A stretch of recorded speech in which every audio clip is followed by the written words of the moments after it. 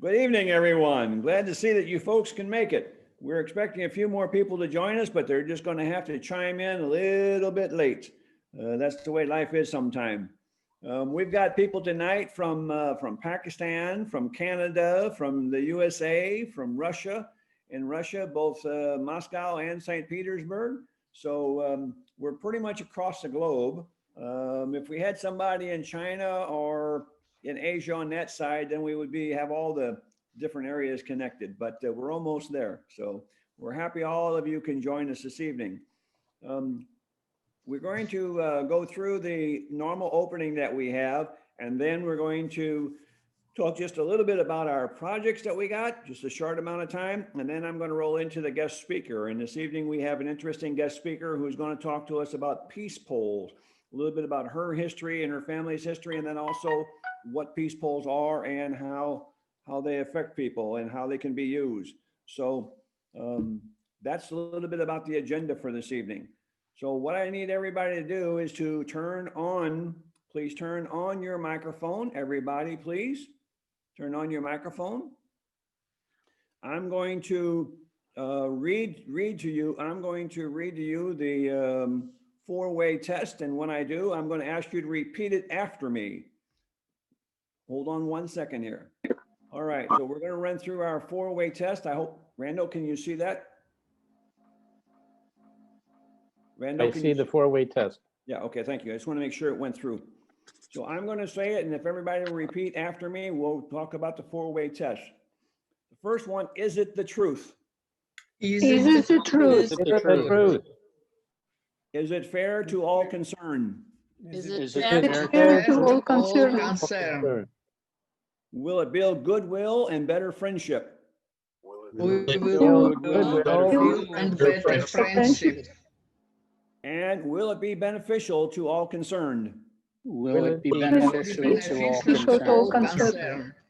Thank you very much. You can turn your microphones off, mute yourself, please. Thank you. We're going to talk a little bit about our own Rotary Club to begin with this evening. And in doing that, I got to get to the right slide. And doing that, I need to update you on some of the things that are going on. Our club that we have here in St. Petersburg is not very big, but we are starting to get into projects. I'll talk about those in a few minutes, but we are looking for other clubs that we can partner with and things that we can do with them. We want to give as much as we want to receive. So we're trying to do the things that Rotary talks about, uniting around the world to be cooperative. I'd like to call to everybody's attention. I'm sure all of you Rotarians know about it. We just went past October 24th. I'm sure everybody knows what October 24th is. The International Polio Day, right? And we are about 99% or 99 point something percent. We're awfully close. We're getting there.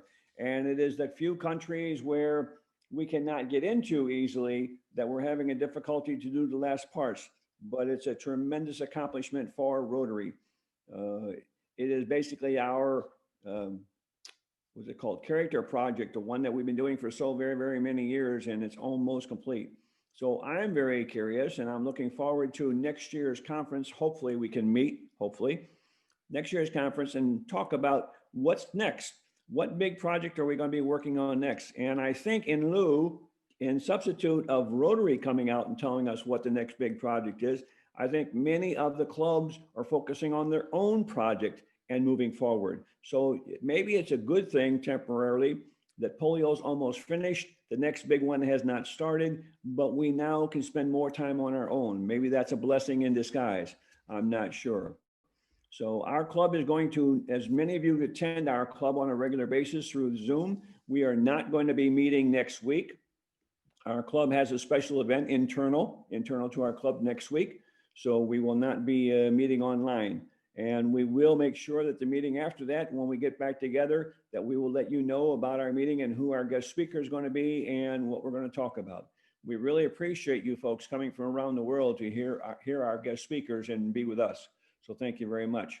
I'm going to ask my secretary, Randall, to come on board and take over for a minute. And Randall, what news or update do you have as a secretary? You're muted. Thank you very much, Michael. You may notice that I've got a little bit of Halloween makeup applied to myself today, testing out a new feature within Zoom. So I don't know if everybody can have this, but I have a new computer and now I can play with my eyebrows and my lips, which I think as your secretary, you would want me to do. So I only have two points of information for us, one of which I just read about today. There is a regional assembly for North and Northwest Russia, which is taking place this Saturday. So an assembly is normally has a training focus to it. And because Russia is a special pilot district, which is broken down into zones, or regions, I should say. Our region, North and Northwest, is having a assembly this weekend. Technically, it's happening in Murmansk, and it's going to be held online via Zoom. If anyone wants to join, it'll be held in Russian language. It's starting at 10:30 in the morning on Saturday and running through to 3 o'clock in the afternoon. There's also an evening session, which I'm not sure if that's going to be, I guess that will also be shown on Zoom as well, but that's going to be a dinner.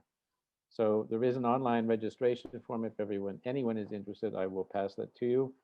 From my experience, the district doesn't give the link, the Zoom details for it until maybe the day before. So you have to register first if you want to join. Second thing, a little note that our English-speaking club in Moscow is having a meeting on Monday at 7:30 p.m. Moscow time. They have a speaker, Vladimir Podubko, who is going to be speaking about charity fundraising online methods. And that's also going to be held via Zoom. Actually, they will be hybrid. I think they're hybrid. Not sure. Yes, they are hybrid because they're meeting in the Ararat Park Hyatt.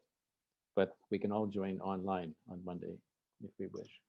That's all. That'll also be in Russian? English speaking. Oh, club. English. I missed that. Okay. I'll see if I can attend that one. Okay. Anything else you have, Randall? Over to you. Kai, do you have any inputs for us? Kai, you have anything? Kai is our past president. I didn't know if he had any message or anything. You have any comments or anything? Any news?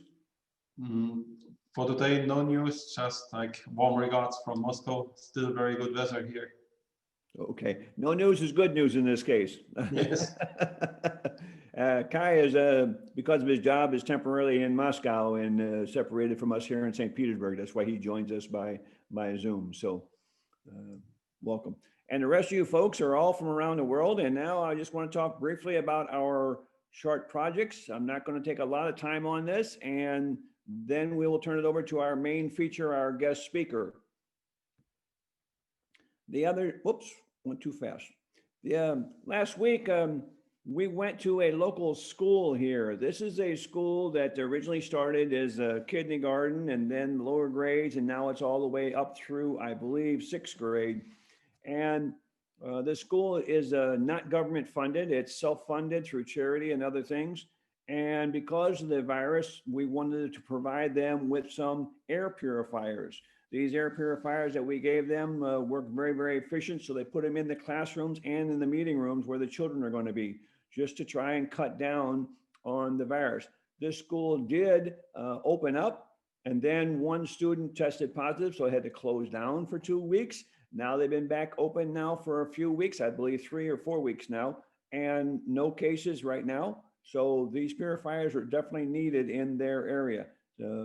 These purifiers, the director of the facility, Polina, this is her picture. She went around and was putting the stickers of Rotary on the front of all the purifiers. So our logo is on there so people can see who actually contributed to them. And this is, my picture is in the way here. This is part of the classroom. This is one of their small classrooms where they have small classes with a teacher, and they go through things just like you would in a normal school, but it is a private school, and they're teaching in English. They also have some classes in German, but primarily they're in English. This is a certificate we gave them, the official document that we signed with the handover. We handed over 10 of these purifiers to them. So they are put in the 6 main classrooms and then also in a couple of the communal areas. But it's going to help keep them safer by having the air purified of anything that might happen to be in the air at all. So it was a project that was started. The project is finished, except one document needs to be signed. As soon as that document's signed, then it's 100% complete. But right now it's about 99% complete. So that project's almost finished. We have another project that some of you know about is the Romanoff Center. At the Romanoff Center, excuse me, it's a center where children with cerebral palsy who cannot walk, who don't have good bone development in their legs and arms and so forth, they can't even walk. So this center receives children, families bring them to them, and then they work with them for a period of time to build shoes that fit perfectly. And here the director, we've been there before. We were visiting them again just about a week and a half ago. He was showing us the design of the shoe, the actual sole where the foot is going to go into. About 3 years ago, we had a project, some of you contributed, and we bought a CNC modeling machine that actually electronically cuts the shape. After taking a picture, a scan of the foot, actually cuts to the exact shape of the foot, so it fits in perfectly. So we reviewed the process that they did there. They also took us through all the exercise areas where children come and not only get their shoes fitted for them, but they also go through therapeutic massages. There's about 5 different types of massages they get. They come in for about 60 sessions, which means they're going to have about 3 hours a day, and they're going to have 60 of these 3-hour sessions with massage therapy and other things to help them to get up and to walk. This is a little bit about their construction area. They take the shell that's designed by the computer, mold it, and then they put a sole in there, and then they even craft their own boots. They have their own leather shop where they make the actual whole boot. 100% of the boot is made inside their facility. So they do it all themselves. They don't have to go outside for help. This is an interesting board. These are children who in 100 days, when they arrive, could not stand up. And when they leave 100 days later, they're standing up. They may not be able to walk perfectly. They may still struggle. They might still need a cane, some of them, but they can stand up. And when they arrived, they could not stand up. So building their muscles and giving the right massage allows these children to stand up. They call them 100-day heroes, and not all the children will qualify for that because they've done maybe 1,000 children already or more. But those that were able to accomplish it in 100 days make it to this beautiful board that they have there. I'm sorry? Oh, I thought I heard somebody. Okay. Russian government recently went through their charitable organizations that are helping children and other types of help around Russia. They came up with 193 organizations, and this organization scored number 3 in the 3rd place out of 193 for their openness to all their financial books, openness to their processes, open to helping people and telling about what they're doing, not hiding anything. They're very, very open and very, very successful. We will be helping them again in the future some more. And we know that some of the other clubs have already talked to us about helping them. So those are our two projects. I don't know if anybody has any questions about the project. If you do, certainly you can write to Randall or I, either one. We'll be happy to send you pictures or information. If your club's interested in helping us out, we certainly would appreciate that. And on the other hand, if you have a project at your club that you're looking for some help, please let us know and we'll see what we can do to help there also. Right now, we're trying to partner with a couple clubs. One is the Berlin International, which is an English-speaking club, and a club in Astana, Kazakhstan, which is also an English-speaking club. And we're trying, the 3 of us, to get together to see what we can do to build a bigger project. So globally, we're out there. We're still trying to connect with other countries and trying to make this successful. I'm not sure how long it's going to take, but we're going to stick with it as long as we can. We're going to try and go forward. Okay. Yes, sir. Howard.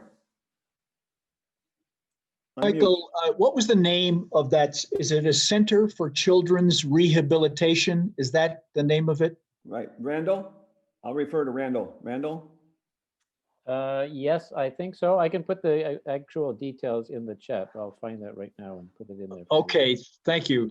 That's really useful information, Michael. Thank you. Yeah, well, it's a Randall.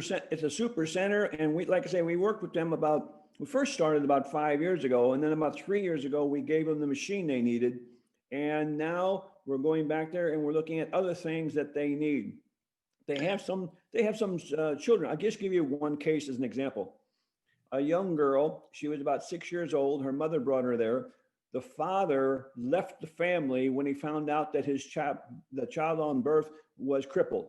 As soon as they determined that the child was not going to develop and was going to be crippled, the father left.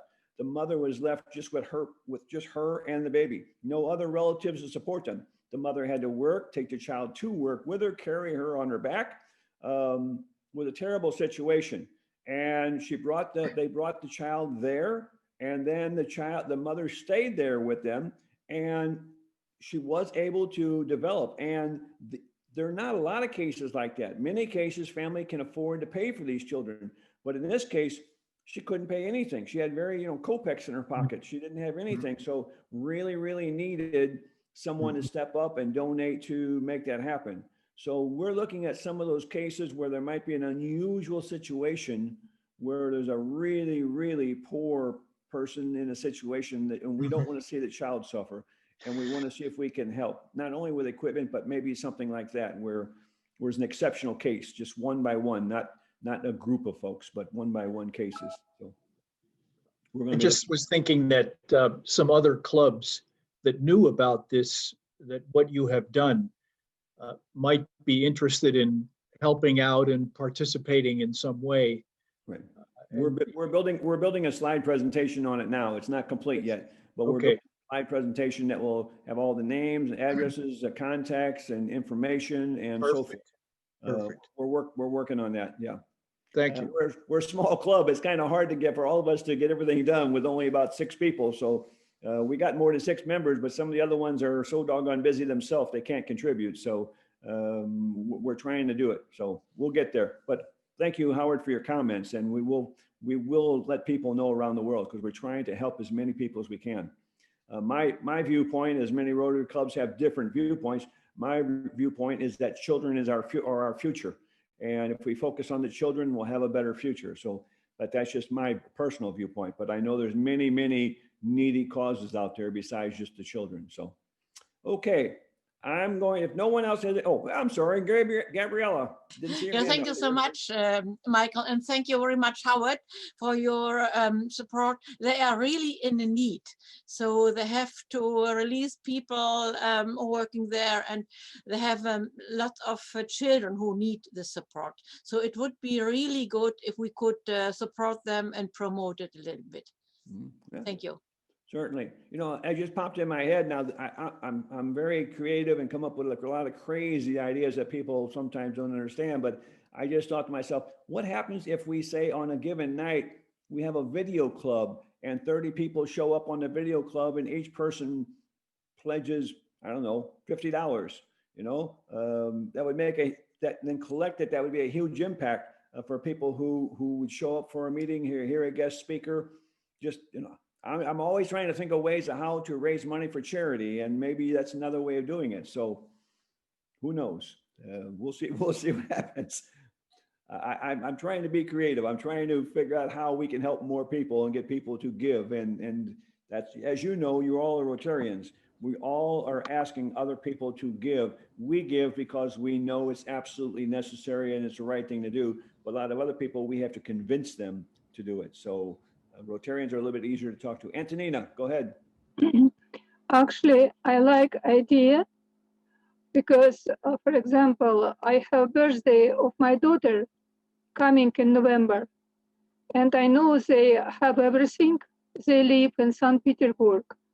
So I would be delighted to contribute $100 to this project. Okay, just keep it in mind in her name. I wrote it down, and we will make it happen. Thank you, Antonina. Thank you. Yep, I just made a note, and we'll make that happen. Thank you. Thank you. So again, we're working on it now. Hopefully within the next 12 days, by the end of the month, we will have that program or thing laid out and be able to send that out to all you people and to many people as to what is needed and all about the organization. So it's an ongoing project. Okay, any other comments before? Ann, welcome, for joining us. Ann Fish, thank you for joining. Yes. See you just got on. And Andreas, you're on board. I see your name, but I don't see your face. There he is. Oh, he's eating dinner. That's why. Yep, yeah. I was too earlier. I just finished my dinner also. Rami, thank you for joining us. Okay. And the DF, I don't know who DF is. DF? Probably me. Oh. Oh, you're two places, David. Okay, I'm sorry. Okay. Maybe not, but No, that's probably right. Probably DF is probably you. Okay. All right. Natalie, are you ready? I'm going to introduce you, dear. Are you ready? All right. Let me go back to where my next slide is. Hold on here.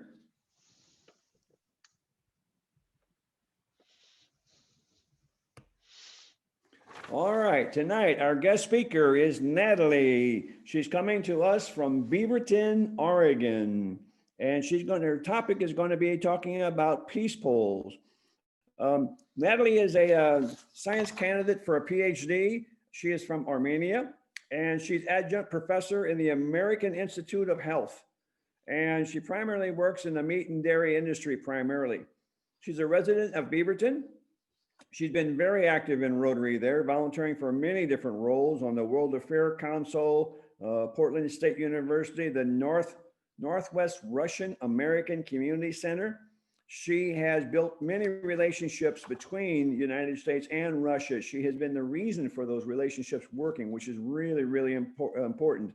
We need people like that.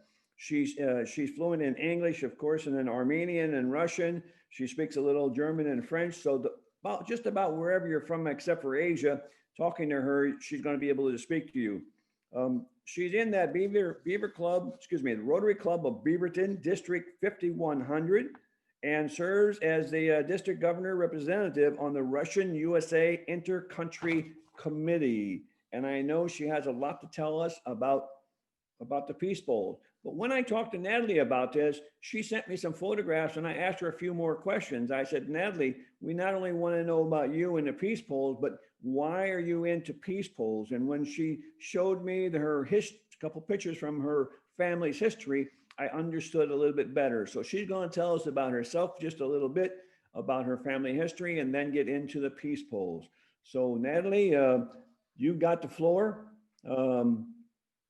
Turn on your microphone. You're ready to go. And when you want me to change slides, just tell me next slide, please. Okay.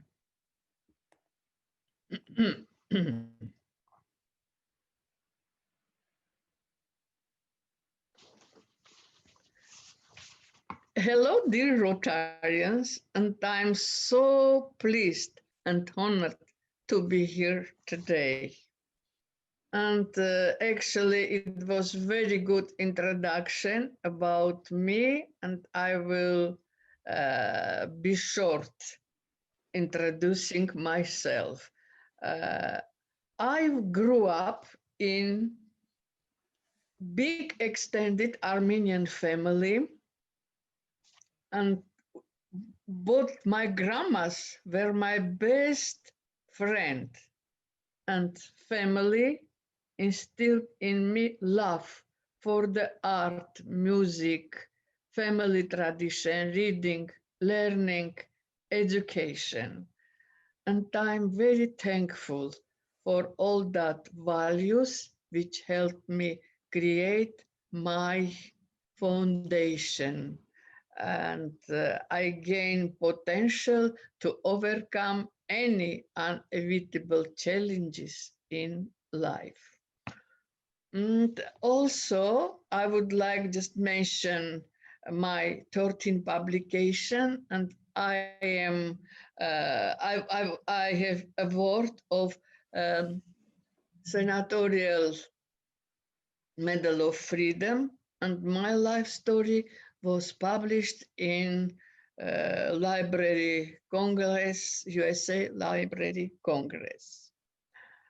When we came to America 20 years ago, my English vocabulary consists only 5 words. Thank you, ice cream, lilac, ironing, and love.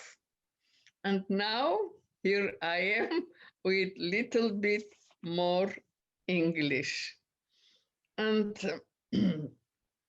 I volunteered already, you know where, but overture for my Beaverton Rotary Club service was my presentation in 2018 in US Embassy in Moscow. Topic was citizen diplomacy and sister cities international movement. And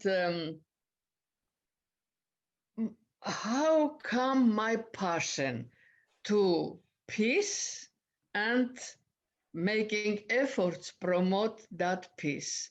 Living in both countries long time, I understand people have more in common than differences. And all people, most people in the world strive at making supporting peace. And now my topic will be about the peace. It will be peace part about the International Grand Peace Project Peace Pulse and Rotary Action Group, Rotary Action Group for Peace, which will be presented, but with our generous philanthropist and 6th generation Rotarian, Al Jubitz. He is here, he will speak after me.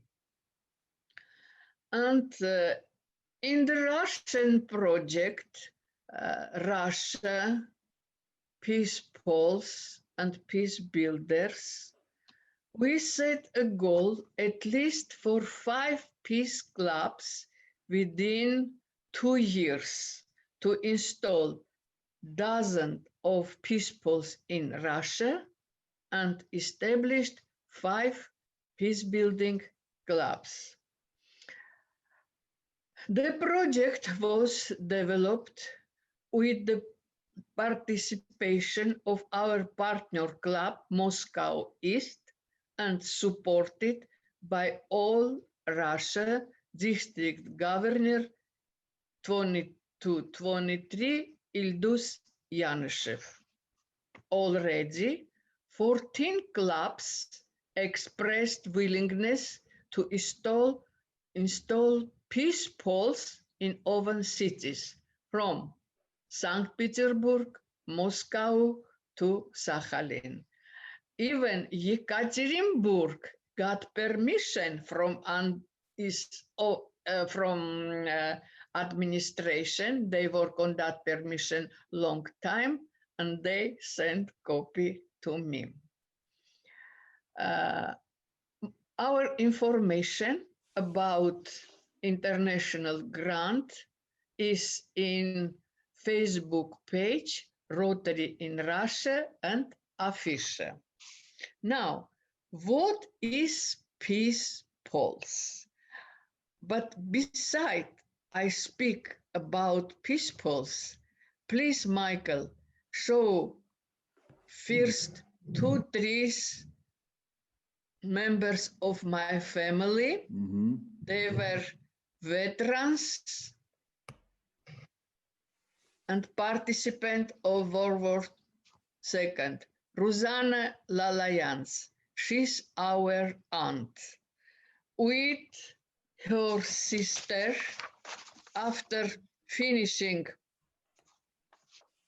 medical school in Leningrad, they decided went to the war from first days with her twin sister Sophia as a surgeon doctors, and they serve in all corner of St. Petersburg 900 days during the siege. Unfortunately, at 1946, Rosanna returned to Armenia without her sister because she was killed by explosion bomb during the operation. 5 days before, stage was uplifted. After that, she became honor citizen in Yerevan, honor citizen of St. Petersburg. Other two stories, second please. My father, Martin, he went to the front when he was 16 years old boy. At 1943, he was badly wounded near to Kerch and suffered entire his life. Number 3, Leon Karapetyan, he was my uncle. He was in war from 1941 till 1945, and he fought for Berlin, and after the war returned to Armenia and became president of veterans in his organizations. All these people influenced me very much, and thanks to them, spirit, fortitude, stamina, I gain all my strength, help me pass future challenges in my own life. And I'm very thankful what I learned from them, and I was happy live with them in peaceful time. And they knew value of peace, value of love, value of life, and value of education. This is my family story. Now, let's turn to the next. Okay. This nice gentleman, our, as I told, generous philanthropist and founder of Rotary Action Group for Peace, he will speak in a minute after my presentation, Peacepoll's presentation. And next, please. Okay, now we are in my main topic, peace polls. Peace polls are recognized as the most prominent international symbols monument to peace. Each peace poll carried a message, may peace prevail on earth, usually from 4 to earth languages. More than 200,000 modest monuments to peace are installed in 140 countries around the world. Polls are beyond of race, religion, and politics. They influence people to resolve conflict situation through negotiation in the spirit of peace and harmony in all levels of human life, in the countries, communities, and families. Mission statement of polls. The power of truth, the power of words, the power of peace prevail on earth. And the mission of Peace Poll is simple. Indeed, what is peace is simple, but making it, working on it, very hard. And in our days, most common poll is tetrahedral made of polychlorovinyl plastic with a height of about 2 meters with cross section of 10 centimeters by 10 centimeters. In our project, in addition to the text on the pole, we proposed to add Rotary logo. Peace poles usually installed in parks, next to schools, next to libraries, next to museums, by permission of administrations and or owner of territory.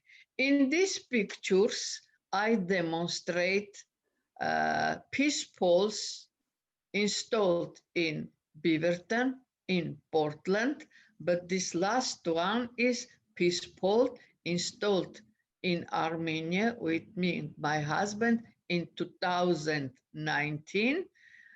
It was the 2 peace poles, and they were 2 in Caucasian region. It is really very important, especially in this day.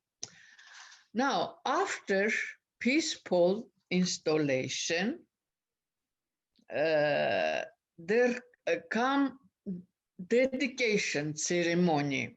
Please, next slide. That is exciting event. In this picture, you can see our group who we after peace pole installation next to City Hall of Beaverton with our mayor. And every peace pole dedication is unique, but common things: people can sing, people can dance, people can say what mean words peace for them. Also, each person can read in own language message, may peace prevail on earth, in different languages. And second, please, next, please. This is peace pole dedication ceremony somewhere in Europe. This is peace dance, people dancing together. It is an opportunity to unite peace-minded people together. Next, please. This peace pole dedication event in Luxembourg. Everybody read message on his own language. By the resolution of United Nations was established Peace Day, September 21st, and many clubs striving install peace poles close to that day, even in that day. Sometimes a peace pole installation prior, before dedication ceremony, and in an unveiled time, people can develop very exciting activities. And this process bridge people, bring together people from different level, professional, religion, because they out of any political, as I said, religious or race. And yes, this is other peace pole established in some Asian country. And one of my favorite quotes for peace by Martin Luther King: darkness cannot drive out darkness. Only light can do it. Hatred cannot drive out hatred. Only love can do that. Other by John Fitzgerald Kennedy. Peace is daily, weekly, monthly process, a gradual change of opinion, a slowdown in the destruction of old barriers, the quiet construction of new, the quiet construction of new structures. And generally, summarizing things about peace polls, I would like say, if people like, especially Rotary clubs in Russia, like install peace polls, what they must to do. First, choose location.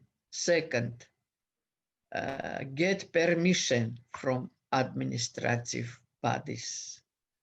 Number 3, choose languages which they would like put on peace polls. Find polygraphic companies. Now they many in Russia also.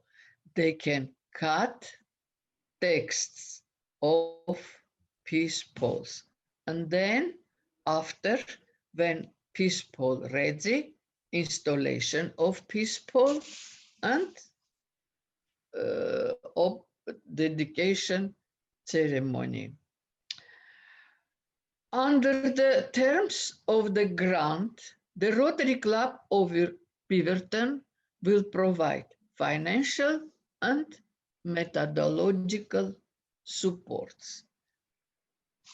Michael, please, next slide. If Next we slide. have any. Yes. No, this is the last one. This is the last one before L. Oh, okay, before R.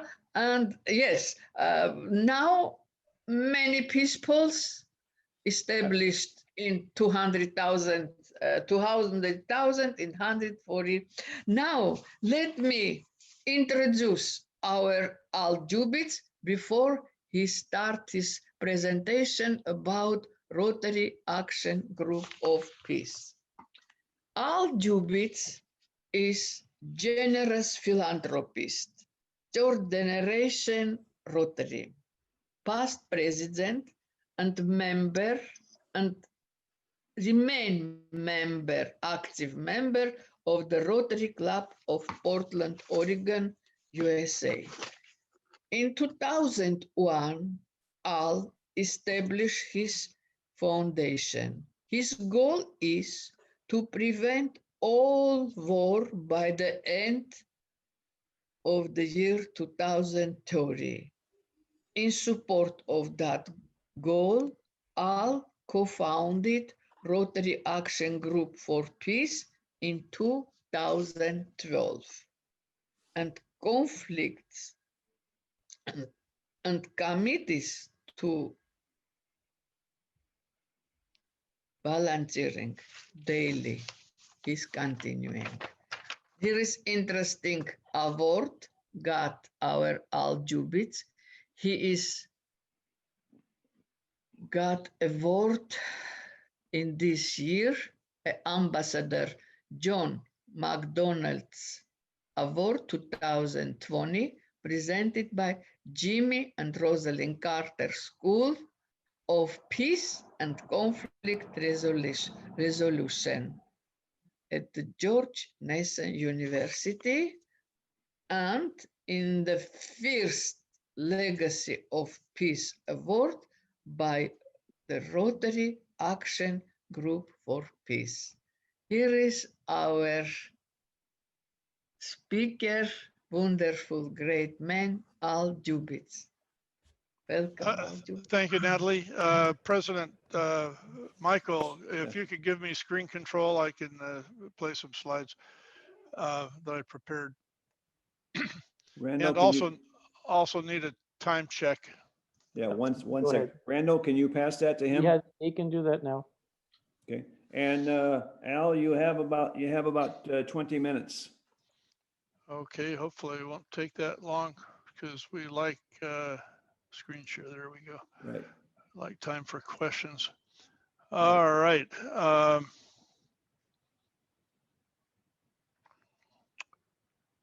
Okay, can you see that share? Okay. Yeah. Do you see a Yes. full screen slide? Right. Yeah, we have it. We have it. It's wonderful, by the way, to see Tom Roth on here, also from the Rotary Club, Beaverton Rotary Club. I noticed David Fishman is on maybe twice. He's a director of the Action Group for Peace, a new director. It's wonderful to have him here. He could talk to you about many things. Very dedicated peace builder. And Frisch, I notice, is on. Is she a regular to Yes, this club? she joins us regularly. She inspires me. Natalie talks about who inspires her and who influences her. And a lot of my friends that are on this call are that to me. I went to Beaverton High School, and that's a suburb of Portland. And the screen shows our city with our mountain.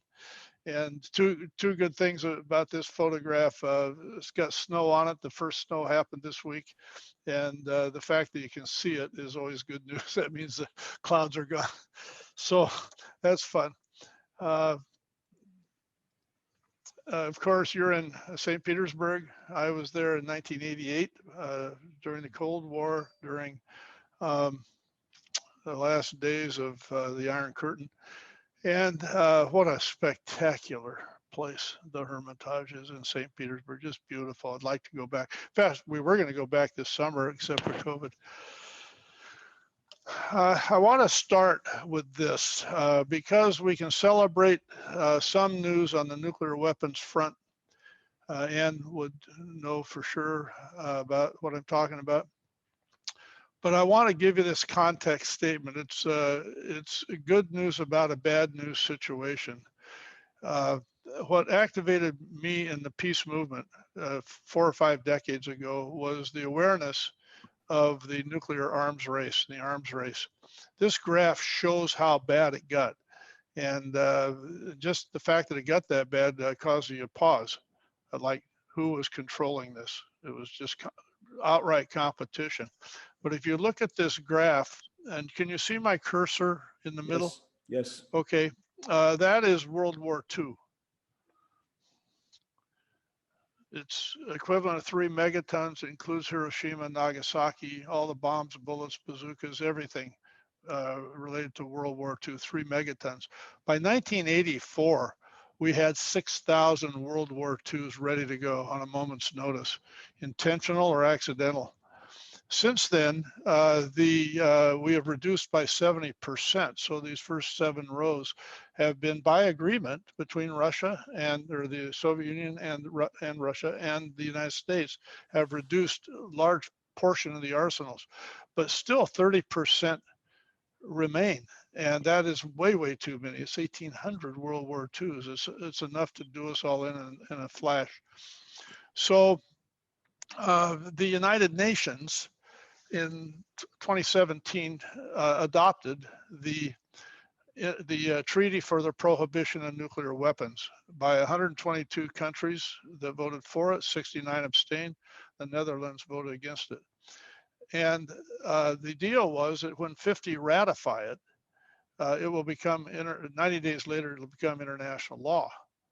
So just last Saturday, the 50th country, Honduras, ratified the treaty.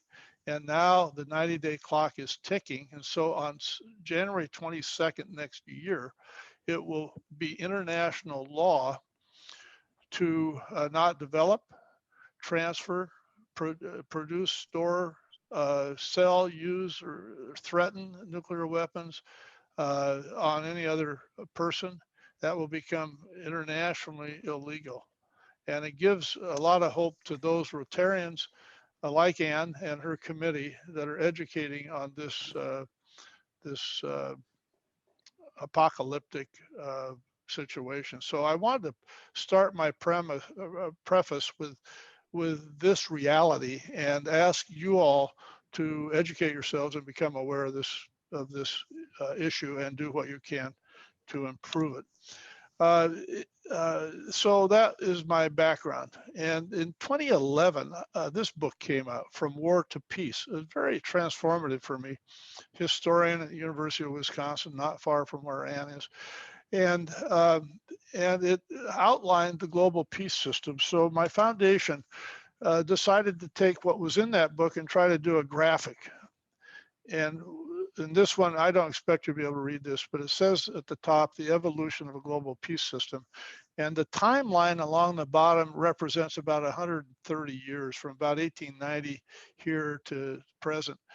And these are trends, undeniable trends of what collectively we are calling the global peace system. These are events along the timeline that you would recognize from your own study of history, and these are the trends. This is available where you can read it on our website. But to give you an example of the good news, these red trends are supranational parliamentary institutions. That's just one of these trends. There are half dozen at least.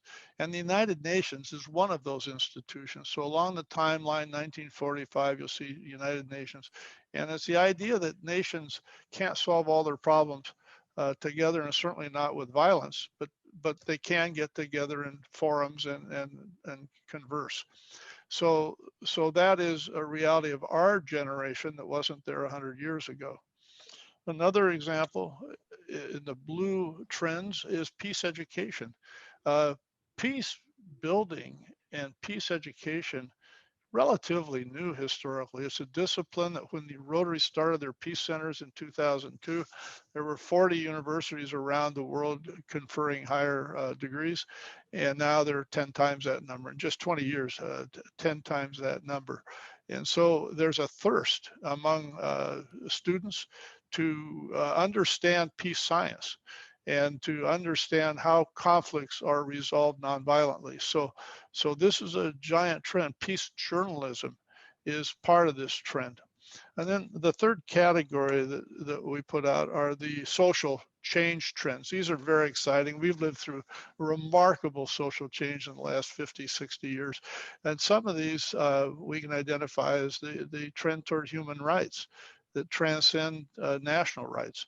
And so this photograph is Eleanor Roosevelt, 1948, holding up the Universal Declaration of Human Rights. Now, not a lot of Rotarians may realize that 8 years prior to this photograph, Rotarians passed the framework of this declaration at their international convention in Havana, Cuba. So Rotarians were on the leading edge of the human rights movement. There's other trends in the green section here include women's rights, the trends of rapid and instantaneous communications, like evidence in the web and television broadcasts from around the world. So the world has shrunk, that is for sure, and that leads to peace because we understand each other better. So all this really inspired me. So when a phone call came from this gentleman in 2012, and having read a profile about me supporting the Peace Centers, he said, "Al, you don't know me, but I read about you, and have you ever thought of starting a RAG?" I said, "What's a RAG?" He said, "That's a Rotarian Action Group." I said, "Well, tell me more." He said, "Well, I think we ought to have a Rotarian Action Group for peace." I said, "Well, that sounds pretty good. I've been a Rotarian a long time, and I'm interested in peace, and let's do it." So we did it. Incidentally, Natalie, I don't know if you know this, but he introduced me to Peace Bowls. Did you know that? Yes, So I know. I got to know Dennis. Every time I went east, I'd stop in Connecticut, and one day he said, "We're driving up the Hudson to pick up a Peace Bowl," and so I learned all about it and brought it home to Portland. And you're taking it back around the world, Natalie.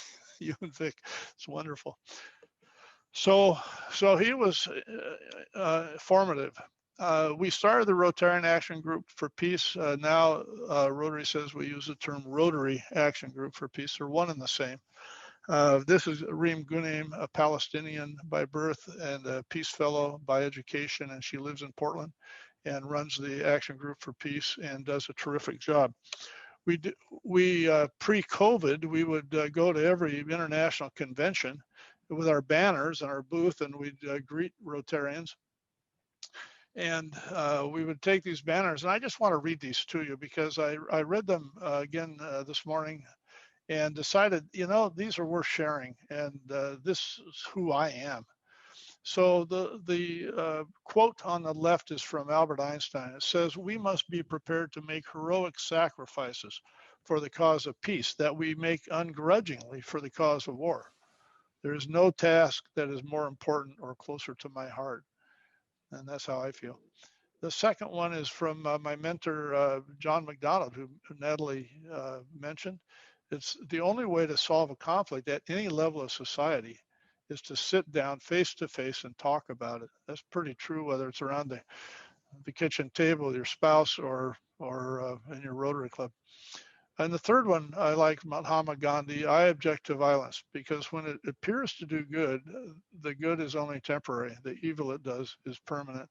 So these are guideposts, if you will, of our work. And the Action Group for Peace is designed to build a big tent for Rotarians from all over the world to come and join us in creating peace, not only as Rotarians, among Rotarians, but in our communities. So there's a lot of opportunity.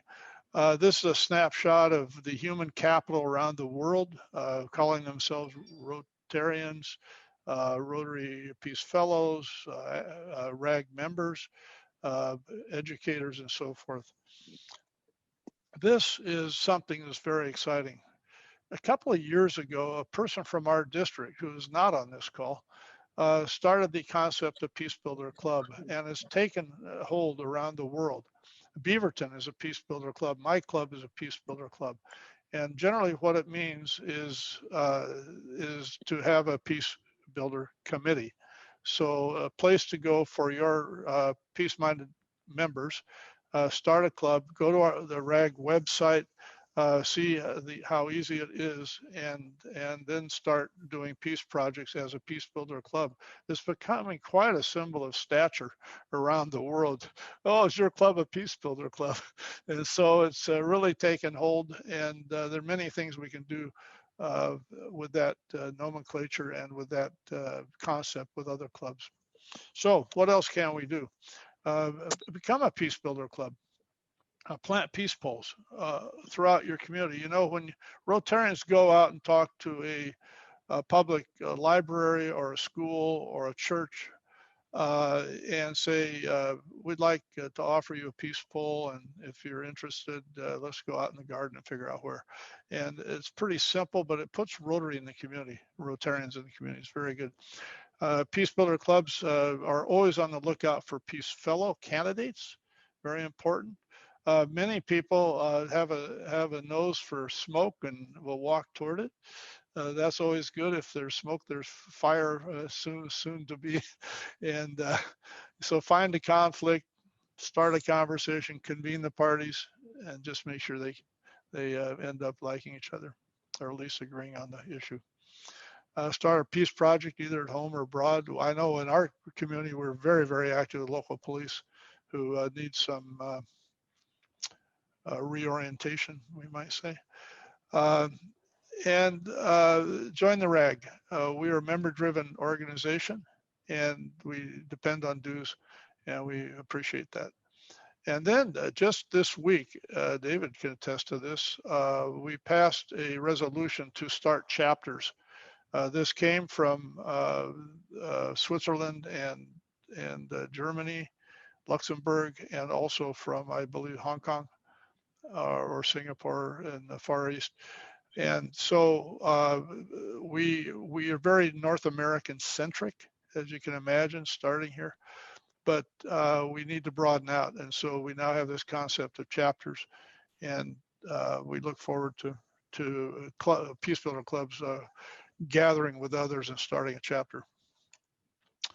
I love this quote from Paul Harris, our founder, 115 years ago, 105 years ago. Rotary was only 10 years old. Only 10 years old, and he had the foresight that there's nothing impossible for Rotary now. I believe that Rotary is meant to build world peace among all peoples, all nations, and with the climate. And I thank you for your attention. Thank you very much, Al. Thank you. Ladies and gentlemen, I'd like for all of us to give both Natalie and Al, let's give them a round of applause, please, everybody. Thank you very, very much. Al, before I open it up to questions for you and Natalie, I want to do one more thing. I'm going to take the screen share back from you, if you don't mind. And I'm going to show you something that I did a little bit looking at today, if I can get to it. I decided that I wanted to see where the peace polls were at. And I found, oops, I don't know how I got there. Excuse me, sorry. Let me get back to where I was at. And I found that there's a lot going on in other parts of the world that we may not have seen. And people don't realize, we talk about peace polls in some of these countries you mentioned, but they're all over the place. And, you know, here's one in Vietnam. I don't know how long ago this was, but it was set up in Vietnam. There's another one here that was done in Washington, D.C. This one was done in Thailand. Now, many of us know about the bridge over the River Kwai. Well, this is the bridge over the River Kwai, and there's a peace poll there. Kind of amazing that iconic item of the bridge has a peace poll there, which is rather interesting to me. I was surprised by it, but interesting to me. In South Africa, we have, and we're, my goodness, how much unrested we have there over the years during our lifetimes. Here is a border between Nepal and China. At the border itself, two countries that have fought for many, many years back and forth. There's a peace poll right in the middle of their boundary. We talk about Iraq. Some countries don't think they're very friendly. They think they're our enemy, but you know what? They've got a peace poll there in Iraq and even over in Egypt. Next to the pyramids in that area where millions of people go, there is a peace poll right there that people can see. So I just wanted to take that short tour around the world before we start answering questions for Al and Natalie. But peace polls are all over. And when I went on and did my search, there were thousands of pictures of peace polls all over the United States, all over Europe, and the rest of the world. So they are out there. That's right. I don't think Natalie mentioned this, but it started in Japan after World War II. The Japanese decided to be a peaceful country, and this symbol started there. So they've been proliferating since then. Even John Hugo has one outside his office, right there in the anteroom to his office, and so we're happy about that. It's a constant daily reminder. I didn't know they started in Japan, but that is very similar, very understandable with their culture. I lived over there for 5 years in Japan, and after World War II, they just said, we're not going to go to war. So they reduced their spending on war materials down to 0.1% of their GDP for the first several years. It's increased a little bit, but not much. So they really, really decided they were not going to spend money on weapons, and they were going to be peaceful. Okay.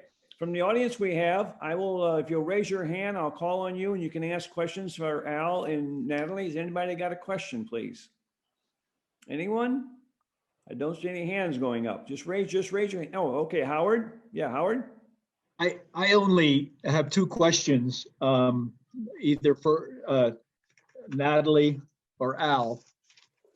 First of all, how much do they cost? And secondly, can I order them on the internet? Ooh. Well, interesting question. If I went over to Home Depot or Lowe's and bought a 8-foot vinyl pole, I'd probably spend $25. decals are $25 ordered from New York if that's all you want. If you want the complete pole, it's built in New York. It's probably around 125 to $50. But when we put them in Hawaii, and Hawaii just ordered 20 more, the shipping kills you. So you buy the vinyl locally, you order the decals because it's inexpensive to ship lightweight stuff, and you put them on yourself as a club project. It's very fun. You just put the decal on 4 sides, put the Rotary logo on, and voila, you've got a peace pole. And so it's quite simple. It's easy. They give you instructions. We go through the World Peace Sanctuary. Now, if you order through the RAG, my foundation subsidizes that your purchase, your cost, and also gives the RAG $100 for each order they handle. And so that's helps them sustain their operations. So we can do it the most efficient way. The Rotary clubs in Hawaii just yesterday said, will you subsidize the Rotary logo? And I said, sure, we'll send you, they ordered 20 poles, and we'll send you 20 Rotary logos, and we'll pay for that. And they do the rest. So it can work many ways, but generally speaking, in the ground with a bag of cement for $3, you know, it's whatever you make it, but not much. It's just not much, you know, when you get it all said and done. Struck by the floor of all the flags of the countries, you know, that Natalie pointed out. Oh, geez, I gotta shut my mute off here. Anyway, it was very impressive. Thank you for the program. I have to mute out here. And yeah, Kai, you have a question? I'll get you next. Thomas next. Kai? At the moment, to Natalie, so we have this bad situation right now, but in the Caucasus, there are again conflicts ongoing, and so of course it's nice to put somewhere like such a peace corps, but what else can be done? Okay, after peace polls, what can be done? Yes. Yes. Okay. After peace polls, you know what? Now Armenia in conflict also, but we plan to establish there 15 peace polls, but war start 15 days before. I think these polls will help people, kind of alternative to war. They will help people realize, is somebody taking care of peace? They not alone, because spiritual, moral health is very important also, because people getting down emotionally, they getting lost. But these peace polls message are constant, silent reminder. Pieces existed. And you know what? Step by step, they will do what they do. Yeah. Okay. This is the message, silent message to the people. I would say this, that from my experience, Rotarians generally are well-respected citizens of their communities. And when they are part of planting peace pole, that gives space for others to step up and say, hey, yeah, this is not far out, crazy peace. This is good stuff. I see Tom Roth from Beaverton might want to say something. Yeah, he's next. He's next. Thank Go ahead, you. Tom. In addition to Russia right now, Natalie has been working and we're installing, as she mentioned, in Armenia and in Georgia. And particularly interesting for those attending today, even we're placing a peace pole has been approved next to the home and the museum of Joseph Stalin in Georgia. So that will be quite a remarkable location for our peace pole. Very, very good. Okay. And you're next. Let's see. I have to turn off. You're on. You're on. Yeah, we can hear you. We can hear you. Now you just turned off. You're on twice. You're on now, Ann. We can hear you. I so thank you for the two presentations, and Al I know very well and is a great champion of our work to do nuclear weapons education. We have global meetings. We've had 5 of them. Some of you have been on. I recognize some names here and some people I've talked to. So one way to be sure to get an invitation is to sign the Japanese. You just went mute. You went You just mute. went mute. And if you can hear us, you're mute. And you. Anna, you are mute. I don't think she can hear us. Anna, you are mute. Can the secretary unmute her? Yeah, I don't know. Randall? Now we have a treaty going into force, which will apply only to the 50 who have ratified and those who ratify in the meantime. And it means they're not going to produce, disseminate, host nuclear weapons. And it will have an effect on other countries. It is going to make a difference. It already is.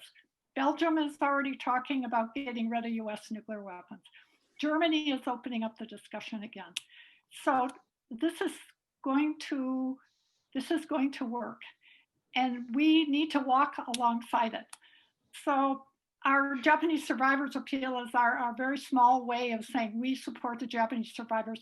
Trust me, we do not want this to happen anywhere again, because one nuclear weapon will never drop. It will be 100 and will effectively decimate our whole planet. So we'll say we're all in to get this together, but there is no remedy. The only prevention is abolition. Very good. All right. And Antonina, you had a question? Henny, you'll be next. Henny, you're next. Antonina, go ahead. I would like to express my gratitude for this presentation, because before I had questions about pragmatic side of these polls. And as a person, I completely forgot about inspirational phrases that if we reading every day, Yes. can, or quite often, can unconsciously, subconsciously are here. What helped me, it's little bag. Mm-hmm. Yeah. Friends are more important than money. Amen. Yeah. Okay, this is pragmatic. It's a shopping bag. And I can tell you that in certain times in my life, it helped me extremely. It's Very just good. hanging at home, excuse me, on my desk, over my desk. So thank you again for your presentation about these polls. And I will present this idea to our Rotary Club. And I also would like to introduce this idea to Intercommittee Canada-Russia. ICC. I am part of. Right. Thank you Good. again. Thank you. Thank you, Antonina. I think the ICC can get involved very easily here. Henny, you're next. Go ahead. Yeah, thank you. I just have to make an embarrassing confession. I forgot totally our summer and winter time situation. So I totally missed the presentation. So I was wondering if there was any possibility to share the presentation so I can still have a look at it. Boy, well, if you want to make a donation to one of our projects, we might be able to swing it. Well, I wanted to make a donation anyway because I wanted to celebrate the birthday of your dear secretary, who was having his birthday on Monday. So I was trying to propose this, but we can combine it. Then 2 birds in 1 stone. Yeah, no problem at all. For those of you who don't know, Randall Eastman, who is our secretary, is on the screen now. The young man had a birthday, and he doesn't feel any older or any younger, but he still has a birthday like the rest of us. So it was a very pleasant time for us to celebrate it. Yeah, we try to do those things, and we try to recognize him. I didn't bring it up tonight because I didn't know everybody else would know about it, but you know, so. Henny, I want some stroopwafel. Henny, to answer your question, Randall will tell you in a moment, but we are recording this, and after we get it recorded and we get it cleaned up a little bit, then we will let the people who are on our mailing list, our notification list, we can send it out to you. Okay, that would be very great. And I will talk with Randall about, and I was already talking with him last time on how I could donate to some project you have, so I can Certainly continue that with him. And I have to send him probably also some stroopwafels from the Netherlands. Oh, now you're going to make him happy. Liquor, not just the stroopwafel. You're going to see some smile on his face now for sure. Of course. Yeah. He told me on his birthday, he says, it's too bad we can't get out and go to a cafe and have a couple beers together, and that would be a good time. The day will come. We will do it again. Of course. Right. I hope to join. We got time for one more question from anyone. Question from anyone? One more time. Michael, I'm not sure I answered the question earlier about what do you do after you do a peaceful? And if you see conflict in your community, did a woman ask that question? I'm not sure. No, Kai asked that question. Kai, I'd like to answer that question. Could you repeat it? A question was what can be done like beyond peace process, especially since we have now a current conflict in Armenia and in Azerbaijan. And so actually I've seen right next to my personal life this conflict and actually a good solution to it. So I'm buying my fruits and vegetables at an Armenian shop. So once a week I make a big order there. And so they used to sell me tomatoes from Azerbaijan. And then one day they stopped and they told them farmers' tomatoes. Yeah, I think Rotarians are uniquely qualified as they're usually close to power vertically. Yeah. So they can get leadership and authority. They're also broad in across the sectors of society. Rotarians represent the cross section and are close to power, and we're guided by the four-way test. So join with other Rotarians that you feel, if you have any diplomatic types or mediators, and approach the people and say, this isn't good. We need to talk. Like the banner messages, there's not a civil society dispute that will not be solved without sitting down face to face with the adversary and talking things through. So Rotarians can convene and they can stay present. That's what we're doing in our town. Yeah. And what's happened, like this saleswoman with the vegetables, so last week I realized she's again selling with the proper naming the tomatoes from Azerbaijan, because on the normal people's level it makes no difference. It's somehow with as a normal people are always suffering in such conflicts, and so simple saleswoman, she actually understood, and so I was very impressed about it. And so she did probably more actions than on other levels people did. We've got to promote the message that war doesn't work. Yeah. Natalie, you had a comment, and then we'll close. Yes, this comment about fresh and bright example.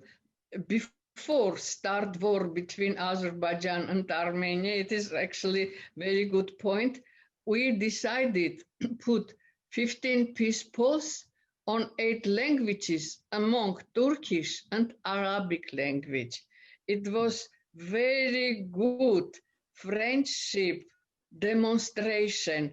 I think now when situation will little bit settled in Armenia, because big countries need step down and help make this war much softer in diplomatic way, I hope we will still have that on message on Turkish language.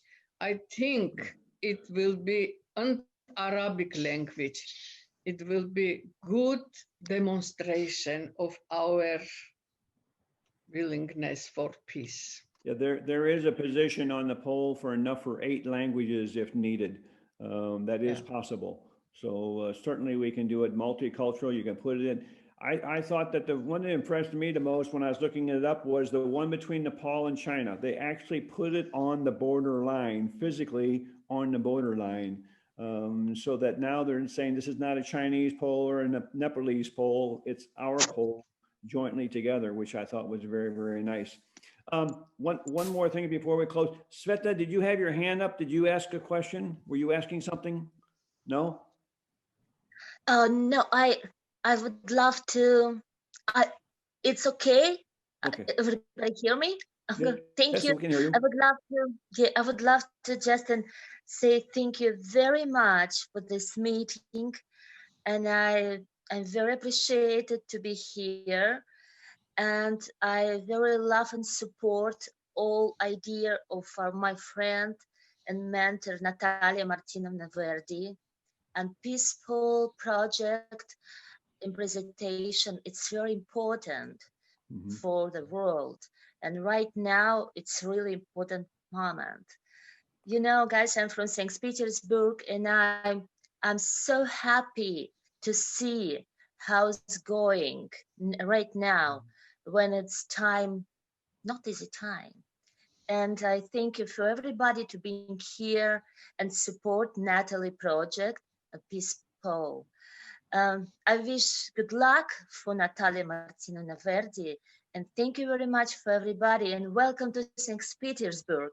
St. Petersburg waiting for good people. We should making good relationship, new culture project, new education project, and live in the peace world.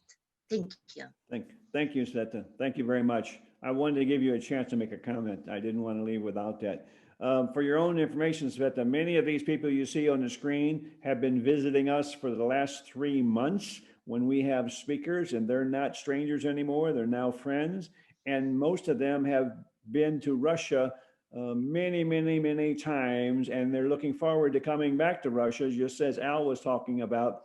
And as soon as all this chaos gets over, we're going to have, our club is going to have a barrage of people coming to visit us, I'm sure, because normally we average around 75 to 100 foreign visitors every year, normally before the virus. Now, after this thing, as soon as it clears up, I'm expecting we're going to have double that number coming over visiting us. So you're all welcome, and certainly we will try to be as hospitable as we can be to make that happen. So this evening, again, I got 2 more things for closure. One, I want to remind everybody, especially our members and you folks that normally attend these things, that we will not have a meeting next Wednesday, the 4th of November. We will be back on 11 November. And I don't know if it's good for you or not, but unfortunately, your speaker is going to be me. I'm going to be talking about leadership and leadership responsibility within Rotary. So if you're interested at all, you're welcome to join. We're going to be talking about what you need to do to be a good Rotarian leader. And we have a lot of people who now have stepped up, but maybe they didn't get all the necessary Rotary training that they need. And one of the good parts about what I'm going to be teaching you, it's not out of a Rotary training manual.